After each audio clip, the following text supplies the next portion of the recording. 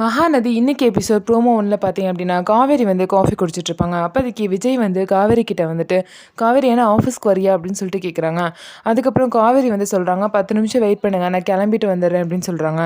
உடனே விஜய் வந்து இல்லை இல்லை, நீ வர வேணாம், நீ இன்னும் ஸ்ட்ரெஸ்டாகவே ஒரு மாதிரி தான் இருக்குது, அதனால் நீ ரெஸ்ட் எடுத்துக்கோ, எப்போ ஃப்ரீயாக இருக்கோ அப்போ வா அப்படின்னு சொல்கிறாங்க.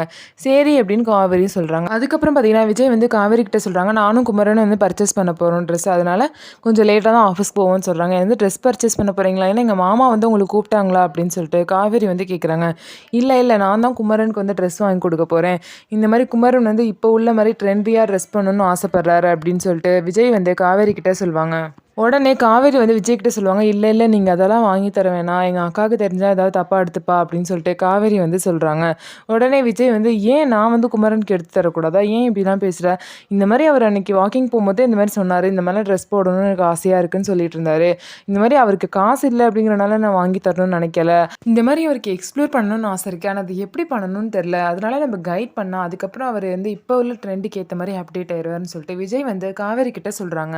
அது மட்டும் இல்லாமல் இது வந்து என்னோட ரெஸ்பான்சிபிலிட்டியாக தான் நான் எடுத்துக்கிறேன், அவர் வந்து எவ்வளோ எஃபோர்ட் போட்டு உன்னோட பர்த்டேக்கு வந்து நமக்கு பிடிச்ச மாதிரி ட்ரெஸ் எல்லாம் பண்ணிட்டு வந்து கொடுத்தாரு, அப்படிப்பட்ட அவருக்கு நம்ம ஏன் செய்யக்கூடாது அப்படின்னு சொல்லிட்டு விஜய் வந்து காவேரி கிட்ட கேட்குறாரு. அவர் புதுசாக என்டர் ஆக போகிற ஃபீல்டுக்கு வந்து யூஸ் ஆகும் அப்படின்னு சொல்லிட்டு தான் நான் முக்கியமாக இப்போ ட்ரெஸ்ஸே எடுத்து கொடுக்குறேன் அப்படின்னு சொல்லிட்டு விஜய் காவேரி கிட்ட சொன்னதும், சரி நீங்கள் கூட்டிகிட்டு போங்க அப்படின்னு சொல்லிட்டு காவேரியும் சொல்லிடுவாங்க.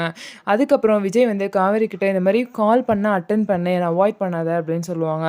சொல்லிட்டு கிளம்புறேன்னு சொல்லிட்டு விஜய் வந்து கிளம்பி போயிடுவார். அதுக்கப்புறம் பார்த்தீங்கன்னா காவேரி வந்து நின்றுட்டுருக்கப்போ பின்னாடியிலேருந்து ராகினி வந்து வருவாங்க.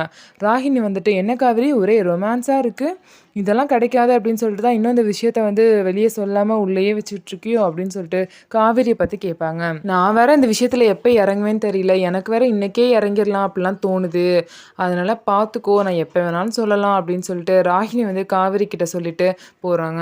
காவேரி பார்த்திங்கன்னா இந்த விஷயத்த சொல்லவும் முடியாமல் உள்ளேயும் வச்சுக்க முடியாமல் ரொம்பவே கன்ஃபியூஷனில் அழுதுகிட்டு நிற்பாங்க. இதுதான் இன்னைக்கு எபிசோட் ப்ரோமோ ஒன்றில் நடந்த விஷயம். நம்ம வீடியோ உங்களுக்கு பிடிச்சிருந்தா நம்ம வீடியோவை லைக் பண்ணிக்கோங்க, அதுக்கப்புறம் நம்மளோட சேனலை சப்ஸ்கிரைப் பண்ணிக்கோங்க.